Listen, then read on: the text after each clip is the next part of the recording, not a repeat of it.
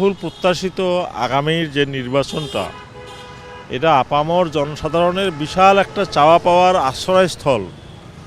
এখান থেকে এই নির্বাচন থেকে অতীত শিক্ষা এবং আগামীর উন্নয়ন পরিকল্পনা, ভোটের যে পরিবেশ, সত্যিকার অর্থে মানুষের ভেতরে এখনও একটু আশঙ্কা রয়ে গেছে যে ভোটের পরিবেশটা কেমন হবে।